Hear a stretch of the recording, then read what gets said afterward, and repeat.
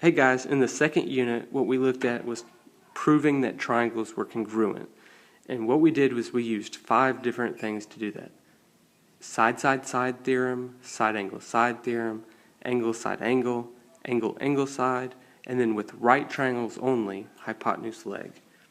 So what you would do is, if you know that side, side, and side, all 3 sides of a triangle are congruent, you know that they're congruent.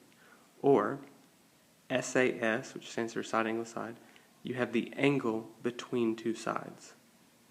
Okay? Or angle side angle means you have the side between 2 angles. Or angle angle side means you have 2 angles in a row followed by a side. And lastly, hypotenuse leg, you would need to have the hypotenuse and one of the sides of a triangle of a right triangle.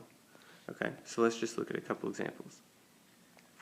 Right here, you clearly have an angle, a side, and then another side. Okay? So you couldn't say side, angle, side, because this is the angle that follows this side. So this is angle, side, side. Well, this angle, side, side is not one of our theorems. So these are not congruent. Okay? These, on the other hand, you'll notice you have a 3, a 4, and a 6, which means that all 3 sides are congruent. That would be side-side-side congruence. All right? Here, you have 25, 25, 103 and 103, and 52 and 52. Now, even though that looks really nice, that does not prove that they are congruent. They're not congruent. But what they are is that they're similar. So they could be the same size, or they could just be like a dilation of the other. So this is not a congruence theorem. This is one of your similarity theorems.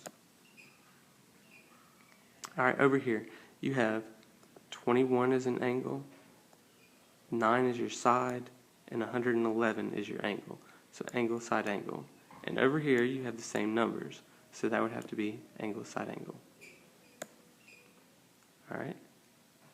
63, 3, 72, 63, 3, 45. At first look, that does not look like it's anything.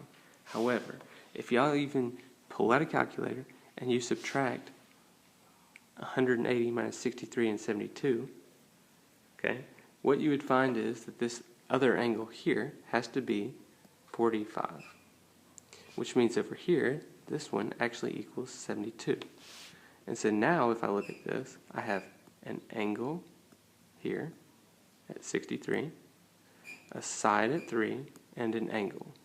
Angle, side, angle. So they actually are congruent, even though at first glance they didn't look like it.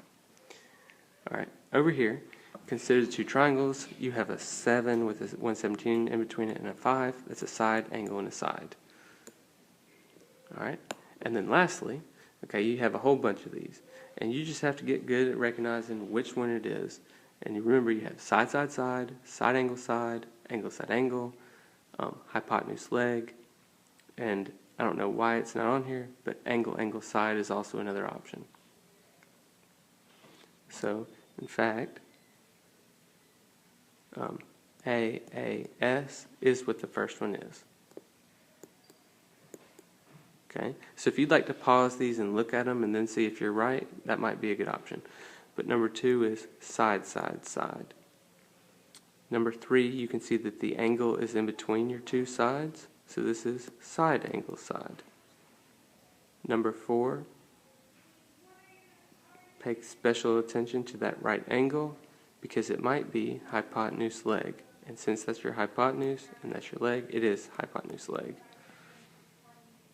Okay, over here you have a side that's in between 2 angles, so that is... Good afternoon, there will be... Alright, so over here you have an angle that's in between 2 sides, so an angle that's in between 2 sides. Alright, and then pretty much the rest of these, you can keep going with the same idea, okay? And we'll just move on. Alright, more than likely you'll see a problem like this. What you need to remember to do is you need to mark sides that certain ones share. So when they put two triangles actually touching together, make sure that you go ahead and mark those as congruent. So now they might be a little bit easier for you to mark or to see that on number 12, for example, that has three sides that are marked, side, side, side. On number 11, you should notice that you have a side marked between two angles, so angle, side, angle. Or on number 13, you have an angle followed by two sides, which is not actually one of your things, so these are not congruent on number 13. You'll also need to remember that when you have vertical angles, you need to go ahead and mark those. That way you'll not miss any of these. You'll just go ahead and mark your vertical angles, and you can use what you have. Okay? Another good reminder would be these things right here. These arrows right here indicate that they are parallel lines. And so another thing that y'all may need while you're working today is to remember that alternate angles are congruent. Okay, so angle E and angle B would have to be congruent. And so that would make that angle side angle. And on number 15, that would have to be what? An angle followed by two sides, ASS. Ha, almost got me. That's not one of them. So, number 15 and 13, neither one of those were actually congruents. Alright, hopefully this has helped. Good luck to you as you're studying.